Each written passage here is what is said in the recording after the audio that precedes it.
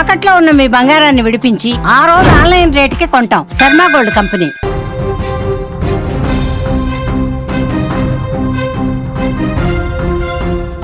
ఇన్స్టాగ్రామ్లో కలిగే పరిచయాలను గుడ్డిగా నమ్మితే ఎంతటి దారుణాలకు కారణమవుతాయో తిరుపతిలో జరిగిన ఈ ఘటనే నిదర్శనం. ఇన్స్టాగ్రామ్లో పరిచయమైన యువతిని ఓ యువకుడు మాయమాటలతో గదికి పిలిచాడు. ఆమెపై అత్యాచారానికి పాల్పడినటువంటి ఘటన ఇప్పుడు ఆలస్యంగా బయటకు వచ్చింది. బాధితురాలి తల్లి ఫిర్యాదు మేరకు అలిపిరి పోలీసులు కేసు నమోదు చేశారు. వైఎస్ఆర్ కడప జిల్లా బద్వేలు పట్టణానికి చెందిన యశ్వంత్ చిత్తూరులోని ఓ కాలేజీలో ప్రస్తుతం బీటెక్ చదువుతున్నాడు. అయితే యశ్వంత్కు ఇటీవల ఇన్స్టాగ్రామ్లో ఓ యువతి పరిచయమైంది. ఇద్దరి మధ్య మాటలు కలిసాయి. ఈ నేపథ్యంలోనే ఇద్దరు నేరుగా కలుసుకోవాలని భావించారు.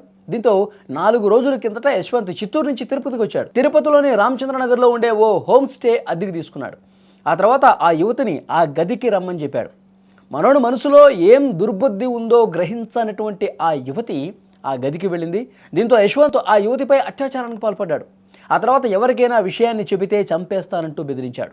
దీంతో ఆ యువతి భయంగానే ఇంటికి వెళ్ళింది. అయితే అప్పటి నుంచి యువతిలో మార్పును కుటుంబ సభ్యులు గమనించారు. ఏం జరిగిందో ఆరా తీశారు.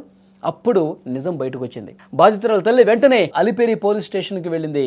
అక్కడ పోలీసులకు కంప్లైంట్ చేసింది. ప్రస్తుతం దర్యాప్తు చేస్తూ ఉన్నారు.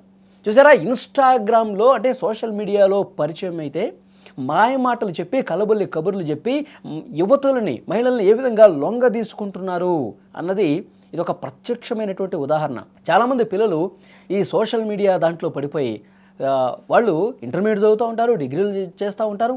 అప్పుడే వాళ్ళు చేతిలో సెల్ ఫోన్ ఉంటుంది, స్మార్ట్ ఫోన్ వాడుతూ ఉంటారు. ఫేస్బుక్లు, ఇన్స్టాగ్రామ్లు ఇలా సోషల్ మీడియాలో ఇష్టారీతిన మాట్లాడుతూ ఉంటారు. అంటే ముక్కు మొహం తెలియని వాడిని ఈజీగా నమ్మేస్తారు. ఎందుకంటే వాళ్ళు ఆ స్థాయిలో అమాయకంగా నటిస్తూ ఫ్రెండ్షిప్ చేద్దామని చెప్పి ముగ్గులోకి దించి ఈ విధంగా వాళ్ళు బరిదెగింపు కార్యక్రమాలు చేస్తూ ఉన్నారు. నిజంగా చాలా దారుణమైన ఘటన.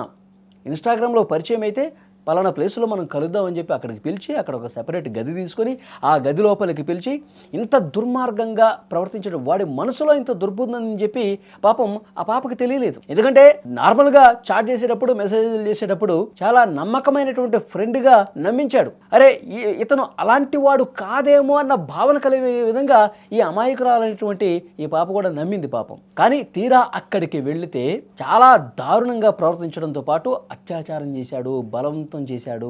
వెంటనే జరిగిన విషయం ఇంటికి వచ్చిన తర్వాత ఆమె ఇంకా తల్లిదండ్రులకు ఆ టైంలో చెప్పుకోలేదు. ఇంకా ఈ విధంగా అంటే సోషల్ మీడియా ద్వారా ఒక వ్యక్తి పరిచయం అయ్యాడు, అతన్ని కలిస్తే ఈ విధంగా నా మీద ఇంత దుర్మార్గంగా ప్రవర్తించాడని చెప్పి తల్లితో కానీ తండ్రితో కానీ చెప్పుకోలేకపోయింది. మళ్ళీ వాళ్ళు ఎక్కడ కోపం అవుతారని చెప్పి ఆ పాప భయపడిపోయి ముభావంగా ఇంట్లోనే ఉండిపోయింది. ఏంటి ఇంత డల్గా ఉంది, ఎప్పుడు ఆడుతూ పాడుతూ సరదాగా కనిపించే పాప ఎందుకు ఈ విధంగా డల్గా ఉందని చెప్పి తల్లిదండ్రులు కూడా అనుమానం వచ్చింది. అనుమానం వచ్చి ఏం జరిగిందమ్మా అని చెప్పి ప్రశాంతంగా కూర్చోపెట్టి అడిగితే అప్పుడు విషయం చెప్పింది.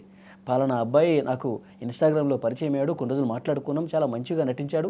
తర్వాత తిరుపతిలో అక్కడ ఉండి అతను రమ్మన్నాడని చెప్పి చెప్తే ఏదో ఫ్రెండ్షిప్లో భాగంగా అక్కడికి వెళ్ళాను కానీ ఈ విధంగా చేస్తాడని అనుకోలేదని చెప్పి బోర్న ఆ తల్లికి చెప్పుకొని ఏడ్చింది. వెంటనే పోలీసులు కంప్లైంట్ ఇస్తే అతను ప్రస్తుతం ఆ కేసు ఆధారంగా పోలీసులు దర్యాప్తు చేస్తున్నారు. సో దీన్ని బట్టి యువతకు ఒక మెసేజ్, ముఖ్యంగా అమ్మాయిలకి ఈ ఘటన ఒక మెసేజ్ లాంటిది.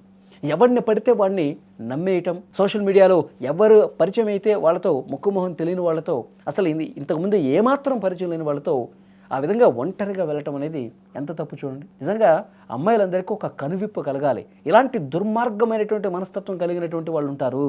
అమ్మాయిల్ని లోబరుచుకుని తమ ట్రాప్లోకి దించి ఈ విధంగా అఘాయిత్యాలకు పాల్పడుతూ ఉన్నారంటే నిజంగా వాడికి కూడా అసలు ఏమాత్రం 1% భయం ఉందా? నేను ఈ విధంగా చేస్తే ఇక నాకు జీవితం ఉంటుందా, నాకు అసలు భవిష్యత్తు ఉంటుందా, నేను ఊచలేక పెట్టాలి కదా, ఇలాంటి ఆలోచన విధానం కూడా లేదు.